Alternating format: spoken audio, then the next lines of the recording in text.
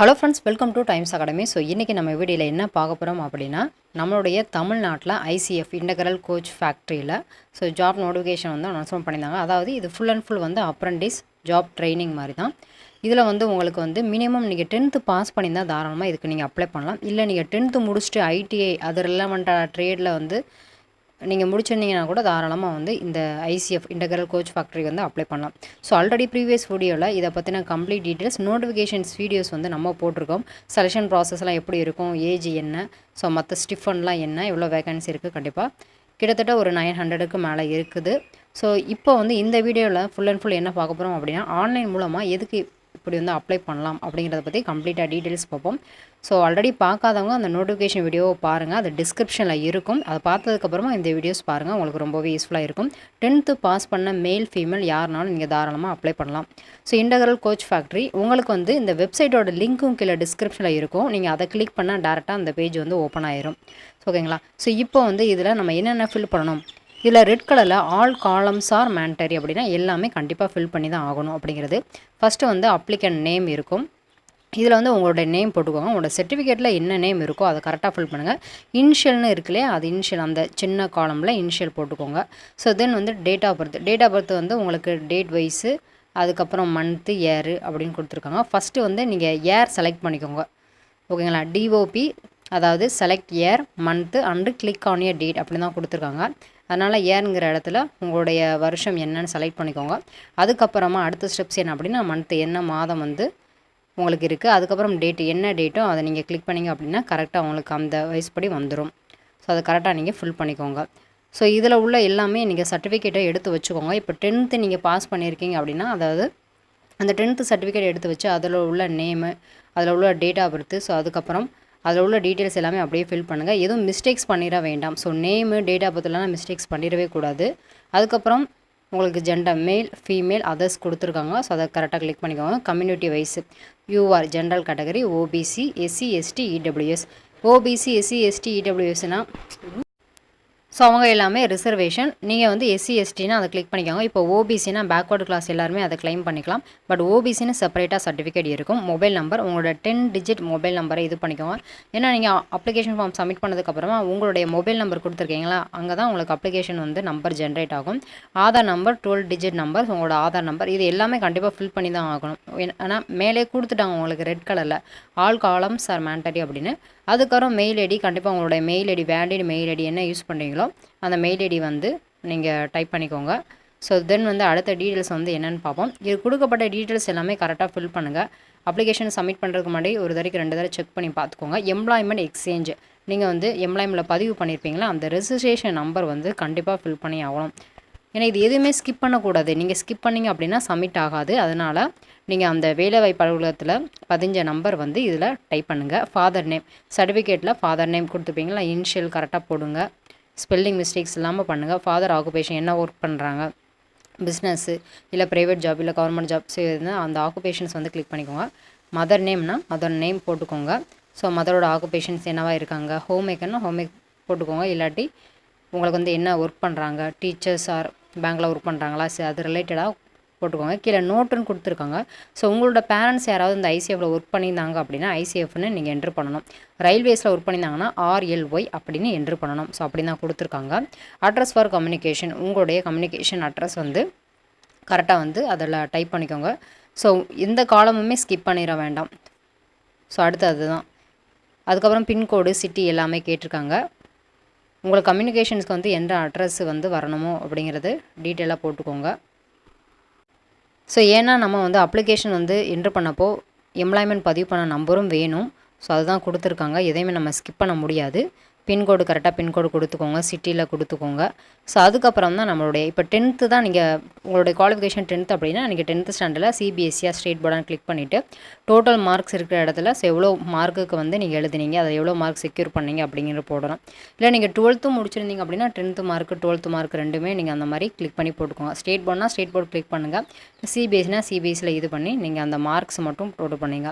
So அதுக்கப்புறம் ஏன்னா ஃப்ரெஷருக்கும் உங்களுக்கு வந்து 400க்கு மேலே வேகன்சி கொடுத்துருக்காங்க.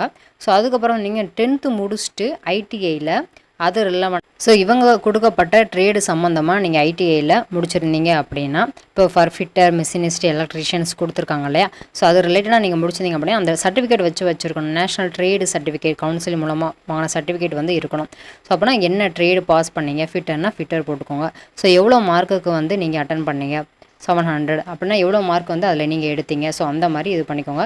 ஸோ அதுக்கப்புறமா உங்களுடைய மார்க் ஷீட் எல்லாமே நீங்கள் வந்து அப்லோட் பண்ண வேண்டியிருக்கும். ஸோ அதனால் நீங்கள் மார்க் ஷீட்டில் உள்ள மார்க்கு, இந்த மார்க் எல்லாமே கரெக்டாக இது பண்ணுங்கள். ஸோ இதில் வந்து கேர்ஃபுல்லாக பண்ணுங்கள், கேர்லெஸ்ஸாக பண்ணிட வேண்டாம்.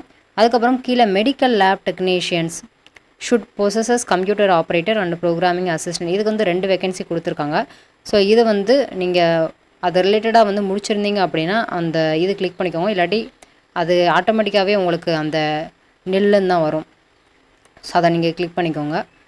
Weather candidates with benchmark disability, so இதில் வந்து நீங்கள் நோன் கொடுத்துக்கலாம். ஸோ அது ஆல்ரெடி நீங்கள் டிசபிலிட்டி பர்சன், ஃபிசிக்கலி சேலஞ்சடு இருந்தீங்க அப்படின்னா விஷுவல், ஹியரிங், ஆர்த்தோபேடிக், இன்டலெக்சுவல்னு கொடுத்துருக்காங்க. ஸோ அதில் ஏதோ ஒன்று நீங்கள் கிளிக் பண்ணிக்கோங்க. இல்லைன்னா அந்த லாஸ்ட் இது ஆட்டோமேட்டிக்காகவே இது கிளிக் ஆகிருக்கும்.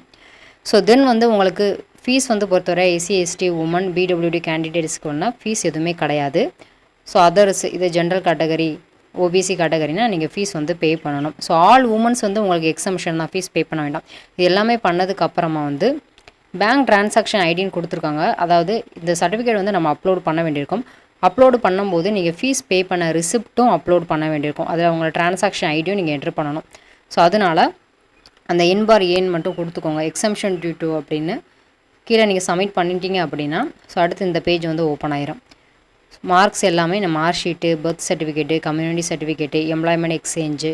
ஸோ பேரண்ட்ஸு ரயில்வே எம்ப்ளாயாக இருந்தாங்க அப்படின்னா அதை சூஸ் பண்ணணும். பர்சன் வித் டிசபிலிட்டியாக இருந்தாங்கன்னா ஸோ அதுக்கு உண்டான ஃபைல்ஸ் வந்து அட்டாச் பண்ணணும். ITI mark sheet, so ITI அந்த எக்ஸ்பீரியன்ஸ் ஐடிஐயில் இருந்தாங்க அப்படின்னா அதுக்கு உண்டான இது இருக்கணும்.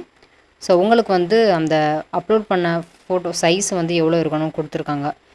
50லேருந்து 200 KB சைஸ் இருக்கணும். அது என்ன ஃபார்மட் இருக்கணும் அப்படின்னு கொடுத்துருக்காங்க. சம் ஆஃப் த சர்டிஃபிகேட் வந்து ஆர் ஆப்ஷனல். ஏன்னா சில பேர் வந்து டிசபிலிட்டியாக இல்லாமல் இருப்பீங்க. ஸோ அவங்களுக்குலாம் அந்த டிசபிலிட்டி இது வந்து நீங்கள் அட்டாச் பண்ணணும் அவசியம் கிடையாது. 10th mark sheet confirm, birth certificate, so எல்லாமே கன்ஃபார்மாக பண்ணணும். அந்த ரயில்வேல உங்கள் பேரண்ட்ஸ் வந்து ஒர்க் பண்ணலைன்னா அதுவும் வந்து நீங்கள் அப்லோட் பண்ண வேண்டாம். எம்ப்ளாய்மெண்ட் எக்ஸ்சேஞ்ச் வந்து கண்டிப்பாக பண்ணணும். பர்சன் வித் டிசபிலிட்டினா அது யார் இருக்காங்களோ அவங்க கண்டிப்பாக பண்ணணும். ஏன்னா நீங்கள் கேட்டகரியில் வந்து பர்சன் வித் டிசபிலிட்டி சூஸ் பண்ணியிருந்தீங்க அப்படின்னா அதுக்கு உண்டானது பண்ணணும். ஐடிஐ மார்க் ஷீட்டு, இப்போ நீங்கள் வந்து ஐடிஐ ரிலவெண்ட்டாக நீங்கள் ட்ரேடு போட்டிருந்தீங்க அப்படின்னா அந்த ஐடிஐ உள்ள மார்க் ஷீட்டு வந்து கண்டிப்பாக பண்ணணும். பாஸ்போர்ட் சைஸ் ஃபோட்டோகிராஃப் அது கண்டிப்பாக எடுத்து பண்ணுங்கள். ப்ராசஸிங் ஃபீ ரிசிப்ட், இதில் தான் நீங்கள் கீழே ட்ரான்சாக்ஷன் ஐடி கொடுத்துருந்தீங்க இல்லையா. ஸோ இதுக்கு முன்னாடி நம்ம பார்த்தோம் எக்ஸம்ஷன் ஆஃப் ஃபீஸ் வந்து அவங்க பே பண்ண வேண்டாம். ஆனால் வந்து அதர்ஸ் வந்து ட்ரான்சாக்ஷன் ஐடி வந்து அப்லோட் பண்ணும்போது என்ட்ரு பண்ண வேண்டியிருக்கும் அப்படின்னு நம்ம சொன்னோம். ஸோ இதில் தான் நீங்கள் அந்த ஃபீஸ் ரிசிப்ட்டை வந்து நீங்கள் ஸ்கேன் பண்ணி அப்லோட் பண்ணிவிட்டு ட்ரான்சாக்ஷன் ஐடியும் நீங்கள் என்ட்ரு பண்ணணும். ஸோ இந்த டீட்டெயில்ஸ் தான் இது கரெக்டாக பார்த்துக்கோங்க. ஸோ இது பண்ணதுக்கு அப்புறமா உங்களுடைய மொபைல் நம்பருக்கு அப்ளிகேஷன் நம்பர் வந்து ஜென்ரேட் ஆகும். அதாவது என்ன அப்படின்னா நீங்கள் ரிஜிஸ்டர் பண்ணிட்டீங்க, நீங்கள் இந்த இன்டெக்ரல் கோச் ஃபேக்ட்ரி அப்ரெண்டிஸ் இந்த ட்ரைனிங்க்கு வந்து ரிஜிஸ்டர் பண்ணிட்டீங்க அப்படின்னு உங்களுடைய என்ன மொபைல் நம்பர் வந்து ரிஜிஸ்டர் பண்ணீங்களோ அந்த மொபைல் நம்பருக்கு அப்ளிகேஷன் வந்திருக்கும். அதை கவனமாக வந்து நீங்கள் சேவ் பண்ணி வச்சுக்கோங்க. ஸோ இந்த டீட்டெயில்ஸ்லாம் ஸ்டெப் பை ஸ்டெப்பாக பண்ணிக்கோங்க. இது ஃபர்தராக நீங்கள் எல்லாமே அப்லோட் பண்ணி முடிச்சதுக்கப்புறமா ஸோ இதுக்கு முன்னாடி உங்களுக்கு வந்து எப்படி அப்லோட் பண்ணணும், அதாவது இந்த கேபி சைஸில் வந்து எப்படி அப்லோட் பண்ணணும், இந்த ஃபார்மட் எப்படி சேஞ்ச் பண்ணணும் தெரியல அப்படின்னா ஆல்ரெடி நம்ம டைம்ஸ் அகாடமி சேனல் இதற்கான வீடியோஸும் போட்டிருக்கோம். How to release photo signature size and how to change the format அப்படின்னு.